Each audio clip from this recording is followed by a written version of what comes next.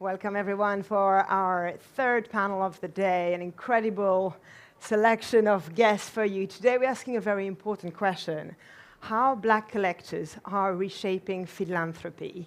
It's a big topic, and it's an important topic to have right here. And to discuss this, we have Victoria Rogers, an incredible champion of the arts.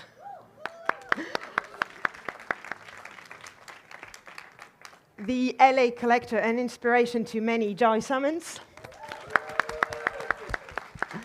This panel is moderated by Thomas Moore, who is the president of the American Friends of the Louvre, and gave me a once-in-a-lifetime experience at the Louvre, so please check him out. Thank you very much, and handing over to Thomas. Thank you. Thank you to Art Basel for having us.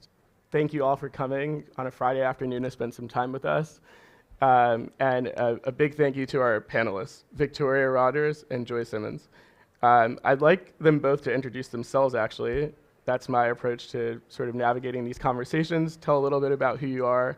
Why do we get the privilege of sitting on the stage today? What brought you to collecting, perhaps, or philanthropy? And I'll start with Victoria. Sure. Can everyone hear me okay? Awesome. I'm so glad to be here. It's so nice to see so many familiar faces in the audience. My name is Victoria Rogers, and I work at Autodesk. That's my day job. And outside of that work, I am a big supporter of the arts. So I sit on the boards of the Brooklyn Museum. I see Anne is here. I also sit on the board of the Studio Museum in Harlem, the Terra Foundation, which is an organization that gives away about $10 to $15 million to arts organizations across the world. And I also was one of the co-founders of the Black Trustee Alliance. Great. Hi.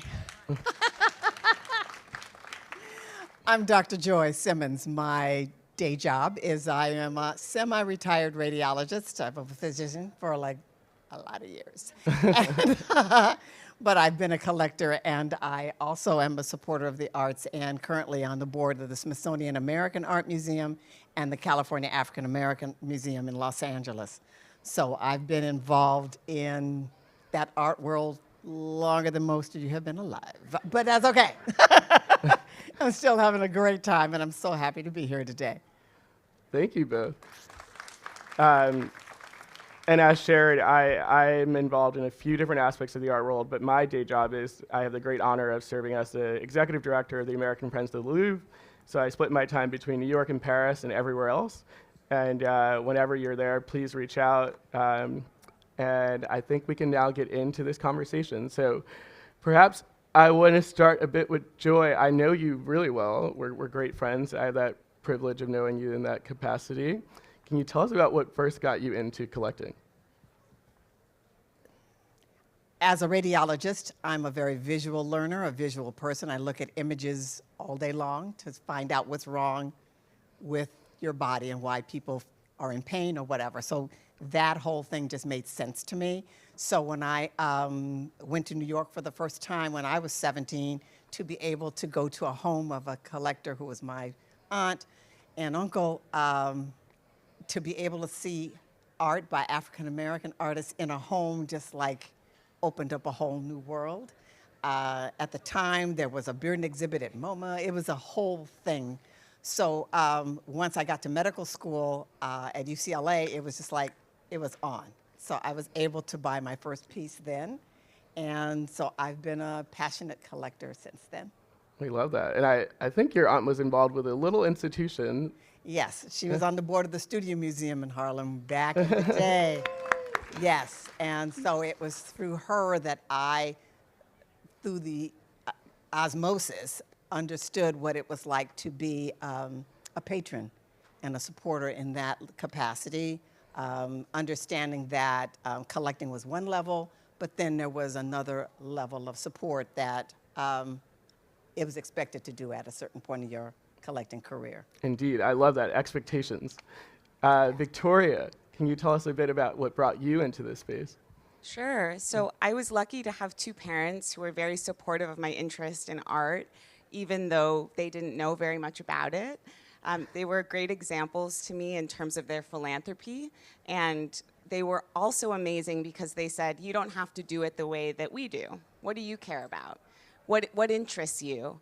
And they said, why don't you dig in there? And they gave me the space to really think about how could I support a community, the arts community that I really believed in. And actually the first piece that I bought, which it's so out of scope for my collection, which is more focused now on Black contemporary artists, but the first piece I bought was because I'd written an econ paper about Sotheby's, and my dad said, why don't we go in person to New York and see what that's all about? And so we raised our little paddle, bought our first work, but I think having parents who really believed that I could forge my own path in the cultural world helped a lot. Oh, we love that, supportive parents. With that, I want to acknowledge the topic of this conversation, right? It has to deal with Black philanthropy. I've been approached today and throughout this week by a few different people wondering what exactly does that mean. So I want to pose it to our panelists, specifically Joy. What does it mean? Is there a difference between philanthropy and Black philanthropy? Black with a capital B.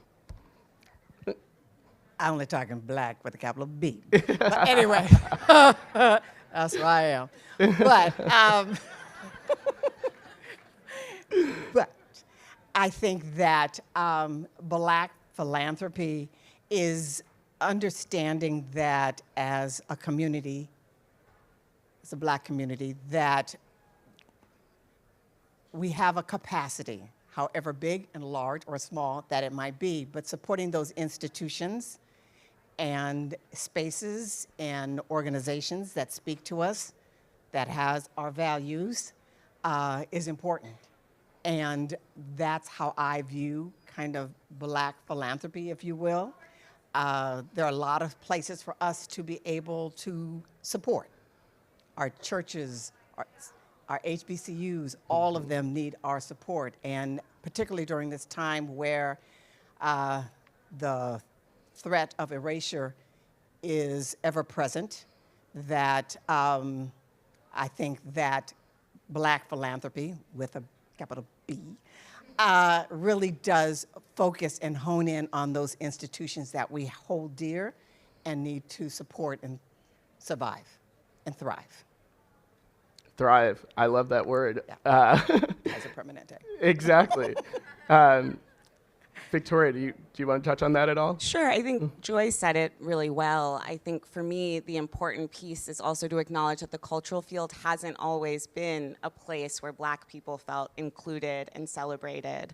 And so I think being a Black philanthropist who's interested in culture, I am trying to change the ecosystem so that there may be more people who look like me, who feel like it's a place where they can participate. Incredible. And you sit on at least 3 boards I know of. You have the Studio Museum in Harlem. We love that. Brooklyn Museum we also love. And you are the co-founder of the Black Trustee Alliance. Can you tell us a bit about that? Sure. So the Black Trustee Alliance is a group now about 250 strong, so we're really proud of that, representing over 150 institutions in North America. And the Black Trustee Alliance is a collective of people who are Black, who sit on the boards of arts organizations, who have a shared purpose in trying to make those institutions more equitable spaces. So spaces where board members feel included who are Black, where leadership feels like you can ascend to leadership as a Black person, and also that the communities that we serve feel as though they're reflected on the walls, both in terms of the exhibitions that go up, but also what's collected within those institutions. And so we've been around since 2020 as a little idea. 2021, we really solidified and became an organization. And right now we're led by a visionary leader, Diane Jean-Marie, who we're so lucky to have. And she's taking us over our next 5 years. She has a big vision for where we'll go, which I know we'll talk about a bit later. Exactly. And Joy, you currently sit on the board of the Smithsonian Museum of American Art, the California Museum of, the CAM, yeah. CAM, yeah. California, yeah. Exactly. But I want to get it correct, California African American Art Museum. Yeah. And in those seats, you've sat on other boards and you've supported cultural institutions throughout your years.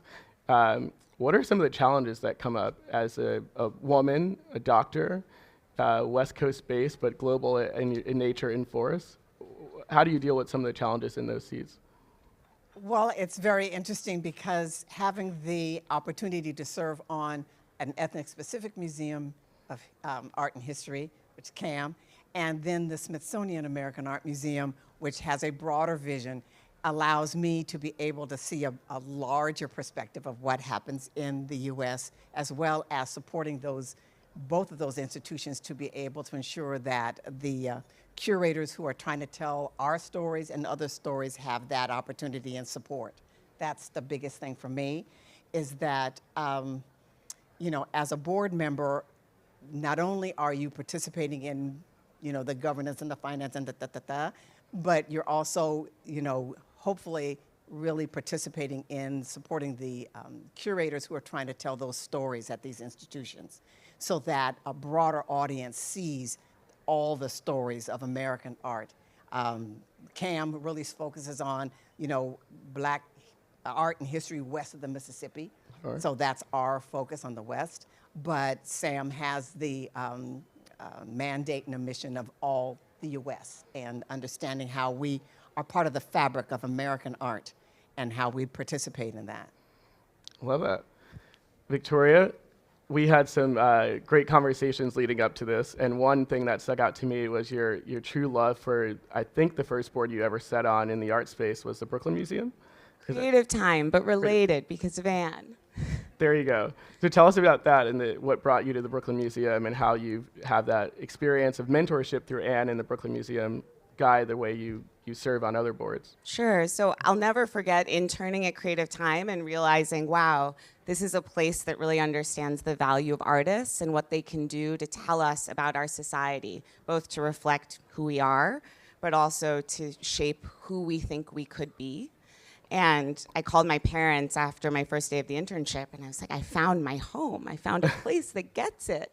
And so then I was lucky enough to join the board. I often say, it's especially as a young person, to be able to be on the real board and not on the junior board at a smaller organization. You learn so much, and I think I learned so much more through that experience than some of the junior boards that I was on when I first moved to New York City. But Anne was a great mentor. She believed in me. She said, come on board, be on the real thing. And then when she went to the Brooklyn Museum, I followed, just because I was such a believer in the values that she has and also the values that the institutions that she cared about had. And I guess I'll just say one other thing, which is, for me, I've had great conversations with other people who are in the philanthropic space, other Black people in the philanthropic space, who see it as their mission to change institutions that might not get it yet, places that might not be values aligned. And I think I've taken a different tact, maybe in part because I'm young. I don't have endless capacity to give, but I really see it as my role to try to help run the baton forward faster at places that I think already kind of get it. And so I've made decisions that way, like trying to find places where I'm like, wow, I can really amplify a place that already has in its DNA and its fabric, the Brooklyn Museum, the Creative Time, the Studio Museum in Harlem, versus trying to change places. And I think those are just different ways of thinking about it. Sure. One isn't better than the other, but I've kind of taken one tack. I like that. Sort of, if it's not broken, supported, what's the phrase? If it's not broke, don't fix it. There you go. I like that. So thinking about how support shows up differently, Victoria, you're talking about really supporting leadership. You see the leadership at the institution that's doing what you think should be done and how to move things forward. Black woman sitting on these boards, young, all your identifiers, that your voice can be heard in that way in the support. Joy, through our conversations, I know you have a deep, deep love for artists. You too, Victoria. But Joy, your focus is truly on supporting the artists, the curators, and how to sort of amplify our voices is how I understand your philanthropy to be to date. Can you tell us a bit more about what that looks like? I think often people think about philanthropy. It's a big word. It's sometimes an intimidating word. It looks like, to the average Joe perhaps, someone who can write a big check, here you go. Or someone with a big family name that they can put on a wall and say, I'm a philanthropist. But I think both of you are talking about philanthropy in a way that's a bit deeper, right? Like you're supporting people, the people doing the work to support the institution, you through leadership, you through the artists, curators, scholars, etc. So might you just share a bit of what that looks like in practice? Well, for me, because I started collecting in the 70s, when in the 70s, what can I say? Yesterday. I'm telling the truth. So there weren't that many opportunities for black artists in major institutions. There just weren't. So, I talk all the time about how the internet changed everything because, living in Los Angeles, you had to look in the LA Times and look for the name that sounded black to be able to go to their shows and support them and stuff. And then I had my peeps in New York, so I collected a lot of New York artists back in those days, be it Howardina Pendel. Although, that's a long time ago. Sure. But, so my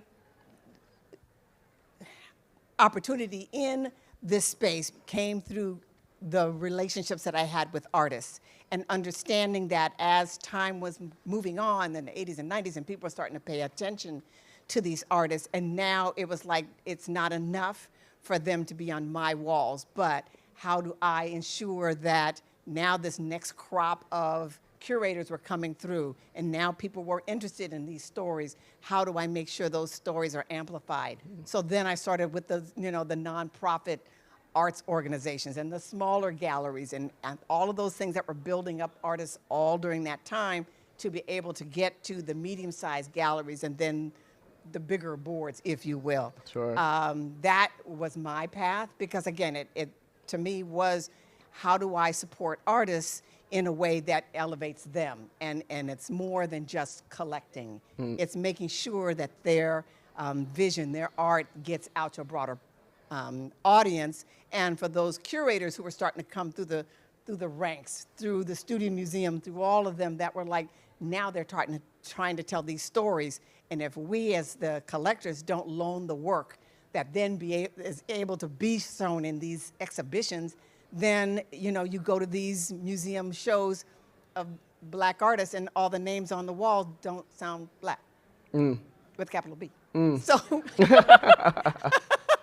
so I make sure that for me, it's a thing to support artists by ensuring that when there is an exhibition and someone asks me to loan the work, that I loan the work. It just has to get out there because that's what's going to elevate their career, not just because Joy Simmons bought a piece, long time. Sure. So that's how I kind of came through it. And then as that became the small nonprofits to the medium galleries to like the bigger boards, then it's like I was ready because I understood what my responsibility was as a board member, the opportunities that I had to be able to, rock and roll when I had to, and how I create the kind of alliances to make sure some of the things that I was, I found important that some others on the board may not understand as important. Sure. Then I was able to work it. Amazing. So what I get from that is you find an artist, you find a curator, they become friends, they're a part of your collection, they're a part of your community in the art space. Next step is to go deeper, right? Like you seem to be going on journeys with these people, following them, figuring out where they're going next, how to get their shows on the wall, their names in the catalog, and maybe most importantly, seeing our names on these walls in these catalogs and the archival history of what the show means at that place and time. I think it's part of why, for me, going to the new Studio Museum, which I wonder how many people have had a chance to do that. Yeah. When you go there and you see black people's names on the walls, on the elevator, the gallery spaces, everywhere, on the list at the front, and you think, wow, we made this space. There's such magic in that, so. Yeah, and I think that it's important for us to call out that again, the magnitude of efforts, collective efforts, but with Thelma at the helm leading that. I mean, I went the first week 4 times, and I hope to go back again, and I hope we all go back. It's really the sort of the marquee of what we can be when we build for ourselves. And I believe it was $300 million, is that correct, that was raised for that? Over. And I think putting it into context, about $200 million was raised for the Rockefeller Wing at the Met, right? So it's a big thing for us, and to have it be a beautiful place with our names adorning the walls, That's exactly what Joy is talking about. And I remember when it was a second floor walk-up. I went to the museum back in the 70s. So it's like, this is just pure magic to see Exactly. the David Auger building. It's just incredible. Exactly. So if you haven't been yet, please make your way to Harlem and check out the Studio Museum in Harlem. Victoria, the Black Trustee Alliance is doing incredible work, but I think most importantly for me, you guys are capturing data points, because I think a lot of rooms we get to sit in, people can hear all of our emotions and what we think and what we feel, but the data is what really drives things forward, right? So I think, might you share a little bit about what goes into that work and maybe some data points that might be interesting for the room to hear? Sure. So part of the Black Trustee Alliance's work is focused on data, as Thomas said, and we really think that data helps drive conversations. And so in 2022, we did the first trustee focus survey, actually at all, and it was focused on gaining insights around Black trustees, but it actually was open to all trustees. And there's a lot. I mean, I'll share a couple of things. One, I thought it was really interesting that Black trustees, far more than trustees of any other race, actually have day jobs while they're sitting on the boards of these organizations. They also have more advanced degrees, but yet they rated the #1 reason why they thought they were sitting in the boardroom to be that they felt they were there to represent diversity. And so despite the fact that Black trustees have an incredible amount of education that they've brought to that room, they are working in a day job and presumably have expertise there, the reason why they thought that they were in the room was to represent being Black. And I think that that insight to me is one that is really important to think about. How do you as an institution value your Black trustees for the expertise that they bring besides just the fact that they're brown? So that's one set. And then another just piece I'll touch on quickly, we did a partnership with Museums Moving Forward around their big data survey that was released earlier this year. And there were some really interesting data points about working in the field as a Black person. And part of what the Black Trustee Alliance aims to do is also look out for people who are working in the field. And there was some sobering news there. I think there was a 1% increase between 2023 and 2025 in terms of Black people who are sitting within cultural institutions at any level. So just a 1% increase in those 2 years. And there actually was a 4% decrease from 16% to 12% of Black people sitting in leadership positions within cultural institutions in that same time frame.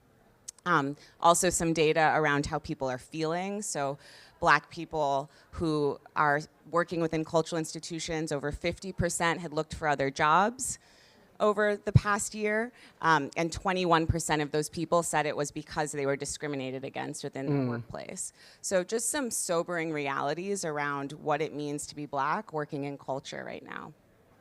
Wow. Oh, and I would be remiss not to say we have a survey open right now. So if you are a trustee, we are collecting data for our next survey, blacktrusteealliance.org/research. Please do that. I can't emphasize enough the importance of these data points to bring up in conversations. And the emotions. I think that these spaces and spaces that we get to create for ourselves are really important for us as a cultural worker, a Black person who sat on boards. We don't often get these moments to be in community together. So I know the convening you all do at BTA is really important. And Joy and I were just reminiscing about a convening of sorts that was had at her home in Los Angeles during Freeze LA a few years ago. We all need to be invited there. Yes, this is, and in fact, I want to do a plug for the museum Joy has built in a home that she gets to live in around Black art. So all of you check out the article in Art News, and everywhere else, actually. You'll get to see how one gets to live with art. And I'll never forget a story you shared about why you open your home up to people. You know, we can live with our art alone and get to see it, but it's important that it's in museums, it's important the work is shared, but you often invite people into your home. And you can see it from the street as well, and it's the work of art is just everywhere, right? So maybe why don't you share with the group why that was important to you as you were at Stanford or leaving Stanford? Because, so I do share a lot. I mean, people come on my we need it. It's a we whole need thing. I was like, oh my God, who are these children? But I'm like, whatever. I said yes. Because again, I think if people don't see it, They still think that art, even by African American artists or the artists of the African diaspora, they still see it like on these kind of walls, in art fairs maybe, or in museums maybe, or a gallery, but they don't understand what it's like to live with it. And I know how it changed my life to see it in a home and to understand that as humans, we're all out there slaying dragons when we go to work and try to deal with the macro and microaggressions that we have to deal with, whatever our circumstance is. And to be able to come home to your space that you created and you curated and you decided what's going to be in there, that's nurturing to you and your children. Let's get that. That's what we have to do. So I got to like into it. Like now I have grandchildren, so now that they're like subliminally like they're looking at Lauren Halls and they're like, what's with this child? But they're like, don't touch that piece. But be yes, don't touch anything in Joy's house. No. Like I said, but it's still a home, and people, we live there, and that's how I try to get people to see that's how you can live. It doesn't have to be expensive. It doesn't have to be museum quality. It is what you decide that's going to be in your home that nourishes you and your family, and that's what's important. Because again, it's just too much out there that we have to come back home to nourish ourselves. And I share my home so that people can see it and say, I can do that.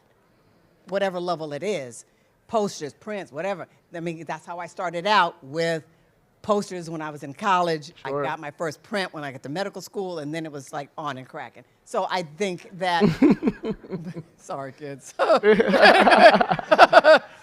Shouldn't have the champagne. But again, I think that's where, you can see it and therefore it means something to you. And you don't I tell people, don't worry about the value and all of that. Buy something that means something to you, and you're curating your space just like you curate your outfits that you're wearing, your hair that you're doing. That's your idea of what you want in your life, and that's what you do. Thank you, Joy. That was incredible. And I think just the importance of seeing ourselves, and you have now grandchildren, you mentioned children. We don't know what it's doing in the moment, but we know it's going to do something good, right? Having them live in these environments where we're uplifted. I grew up just around the corner from the Guggenheim Museum, and to see the names of Black people on the walls, whether it be artists, it's amazing. But when I get to see curators, collectors, philanthropists, like your name was on a wall for a show recently, it just warms my heart. And it says, like, we are here, and it feels like a place where I belong. We all can belong together. When I think about leadership seeds, Victoria, for you, I'm curious about, for people in the room or listening out elsewhere, where does one begin, right? Like, how does one begin to think about, I'm someone who wants to create impact. I may not be a billionaire. I may not be able to buy the Titus Kafar that was incredible at Gagosian Gallery today. But what could I do? How could I be of help and sort of own a seat somewhere? Yeah, I think it goes back a little bit to what I was saying earlier around being able to find smaller organizations that are values aligned, places that you really believe in and getting involved, whether it's as a board member or just somebody who is giving their time. I think volunteering is super effective, and you actually get to learn an organization from like the underside and see, okay, is this a place that I could get more invested in and feel good about? I also think your skills are something that you can give. So any expertise that you have, there's a need. And being able to provide that to a cultural organization, especially some of the smaller ones that are local to you, can be really valuable. I love that. Again, people think philanthropy means big dollars, but I'm a big proponent of volunteering. Our talents are so invaluable that organizations really could use them in many ways.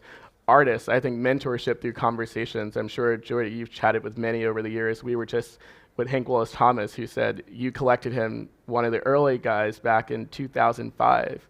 And today you still continue that conversation, right? So all of these different pieces are really important. But I would hope everyone leaves this conversation knowing that philanthropy doesn't mean billionaire name on the wall. It can mean starting at, I grew up in the Black church, right? So it meant every Sunday as a 7-year-old, 10% of whatever I had to go in that bucket. And I hope we all have that sort of mentality around that is a form of philanthropy. It meant my hard dollars had to go there. It also meant, helping clean the Sunday school wall at church with my grandma. Like, that was a form of volunteering that turned into philanthropy. When I think about how, I don't know, everyone can be in community together, there are places like BTA. Might there be other places that people who are perhaps here at Art Basel for the first time could gather and convene? Does any place ring a bell for anyone here? I know Victoria and I, we're like pretty much New York centric. Joy, you're on the West Coast. I know Laundromat Project comes to mind for me as a place for people to convene.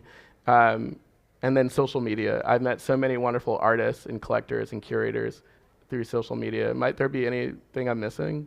I think that if people really take the time through social media and otherwise to find your local, because this audience looks pretty broad and there's Chicago over there and it's like, there's people all over the place. So I think that if you take the time and the opportunity to look for those smaller galleries and spaces that are trying to make it and just, take a peek, see what they need, see if it aligns value-wise with what you want to do and what you want to see, then you kind of work your way through it.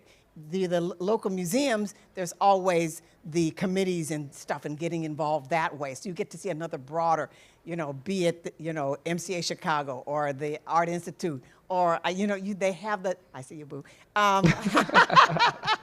Trying to get a plug in for the institutions, really to support those institutions and work your way and find out, because that's how you learn about all these different artists and all the things. And when you're at a museum, it's already kind of curated. So then you're starting to kind of hone your eye. That's one of the things about being a collector.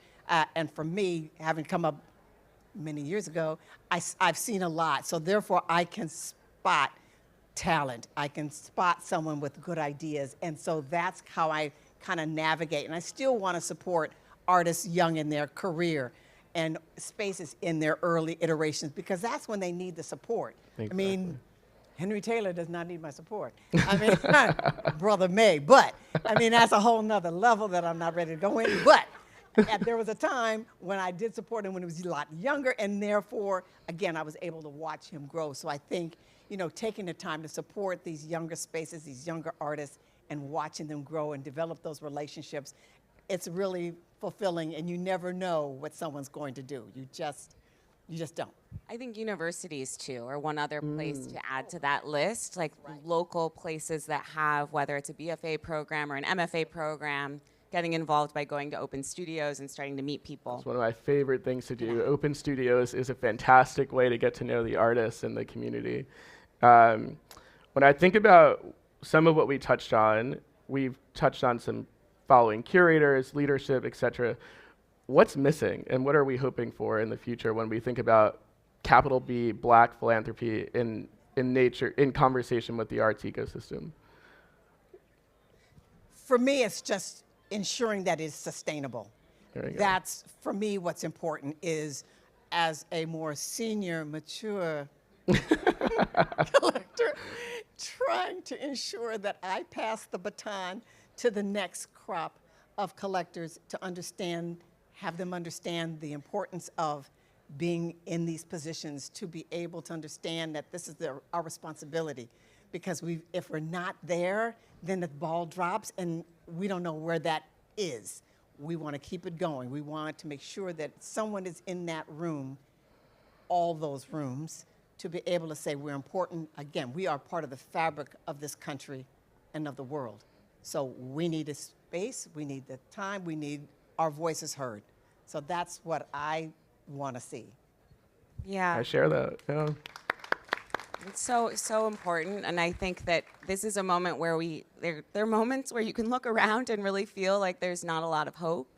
Like I think I've had I haven't been in it as long as you have, but I've had these moments where I felt really hopeful, where there's momentum, where it seemed like we were able to build on progress that had been made in years prior, and I felt like, wow, we're really getting somewhere here. Equity in this space is ahead. And I think for me now, this feels like more of a downbeat. And so there can be times where it's like, we're taking some steps back and we have to regain that momentum. But I recently was lucky to be in conversation with Sherilyn Eiffel as part of the boards that I sit on.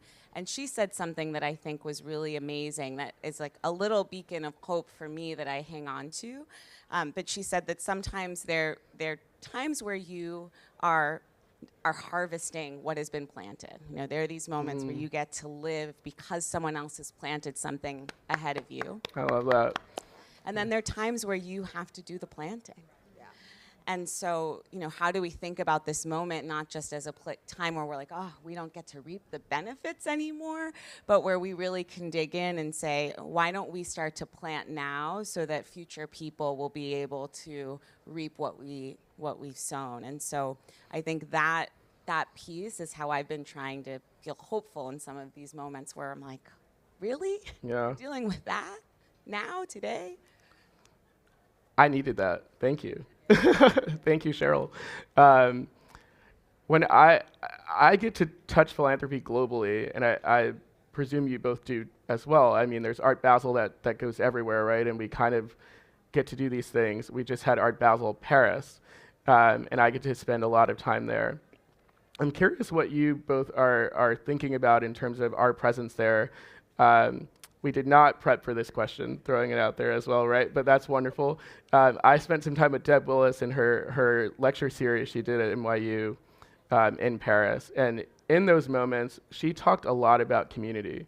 And community in these moments when we're planting the seeds and not reaping the benefits of the bounty, it's really sustained her through the years. And I'm finding it sustains me in the work that I get to do in rooms that often don't look like this. So with that, I wonder, are you both thinking about your philanthropy, your legacy, collecting all of it in a global way? Or are you focused on just a certain area? I can jump in. I think I have been trying to figure out what can be learned from people beyond the ecosystem and the cultural field that I feel like I tend to be in.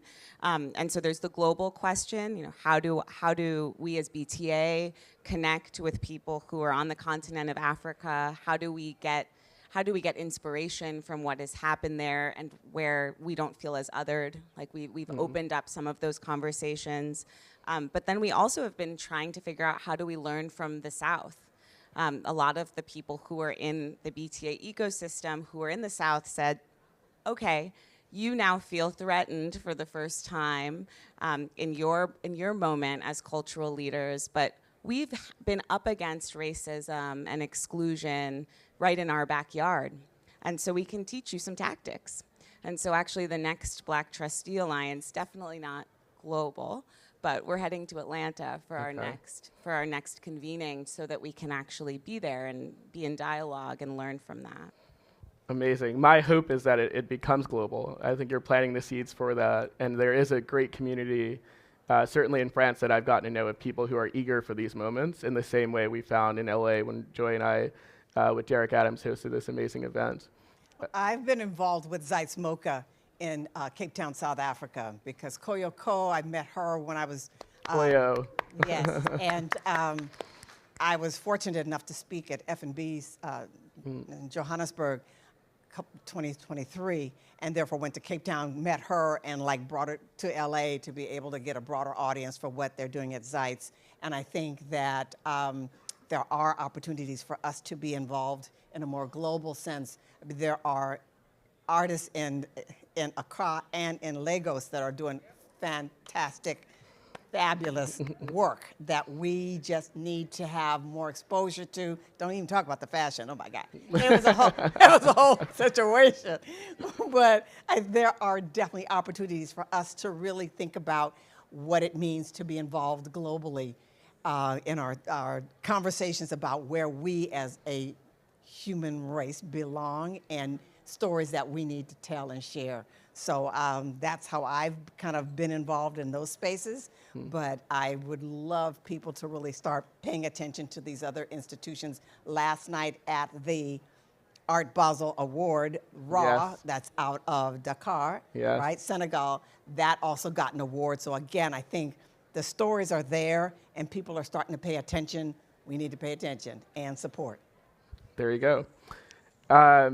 We are nearing the end of our time. So with that, I wonder, might you both share a story of what philanthropy with a capital B has meant to you both? Sure. And it can be really big. Yeah, I can tell one story. I think the Black Trustee Alliance work has been really meaningful to me, and I talked about it a bit, but being able to build community with other Black people who are sitting on cultural institutions boards have been really meaningful. And our next chapter will be what can we do to really harness and measure the impact of what it means for us to be in conversation and in dialogue. But there have been some really, really interesting moments that have come from convening already. And I'll tell one quick story, but at one of our convenings, there was a woman who'd been asked to join the board of her local institution in the summer of 2020. I think the board had looked around, realized there were no people of color on their board. And they knew her, she was a pillar of the community. She didn't have a lot of art historical background, but they said she'll be great. And so she joined. She was asked to then be part of a chief curator search, and she said yes. And as she's looking at all of the applications, she realized that there are no people of color. And so she asked, she was brave enough to say, why is this? We should get some people of color in the mix. And the response that she got was, there aren't people with enough educational background who are people of color to do the job. So of course there aren't any in the mix. And at the BTA convening, she confessed that she didn't know if that was true or not when it happened. And she didn't know who to call. She didn't know who to talk to. And she let it go by. And so I think the value was that in telling the story, she also shared, now I know who to call. And people said, yeah, me. I have experience. There are people like Joy in the room, people who know exactly how to respond in those moments and who have the facts and the data to back up that a claim like that isn't true. And so I think it's been meaningful for me to be able to draw those connections so that the new people who are entering the cultural field in positions of power, like being on a board, are equipped with the information and data and knowledge and confidence, because they have all of us behind them, to really advocate for equity in the field. That's incredible. And that's exactly why we need to push forward with BTA and all BTA stands for. And I think, Joy, might you have anything else to add? You're a member of BTA, aren't you? Yes, I am an early member as well. But I think I want to take it down a bit that, you know, all of us, many of us who have younger people in our lives, you know, my children grew up going to museums. I dragged them, oh, Mom, but now my daughter is a curator, and now she's vice president of LACMA. I mean, so she's like, no, we got to grow them. And we have the opportunity to do that by sharing it with other young people in our lives, be it in our clubs, our organizations, getting younger people to understand that this is a viable opportunity, that we can support them, that this, you know, she said she's going to be an art historian. I'm like, can we eat with that? I don't know. I'm like, I don't know. I didn't know too many curators at the time. I'm like, I don't know, sis. I don't know. But I'll support you. I'll support you. And we're eating. We're eating well. So again, it's like, but again, giving that next generation that we are involved with, that we can touch and support, to be able to be in these spaces. You know, as we talked about, being in some of these cultural jobs, especially at galleries and stuff, don't pay a lot. So again, it's all of us in community to be able to support these youngins who want to be creatives and be in the academic space, be in the creative space, however they work it. We have to keep pushing this forward. And that's how we make sure that that crop, that future keeps going. I feel so honored to have sat on this stage with you both, and I want to say a big thank you to you both for giving your time to us all and your knowledge, and to the Art Basel team, and all of you for coming. Well, thank you. I mean, it's been an incredible talk, so thank you for giving us that time, your knowledge, your insight. Thank you for planting seeds. We need them now, we need them in the future. Our children and their children will need them. So again, a huge, huge thank you from all of us at Art Basel, and a big round of applause.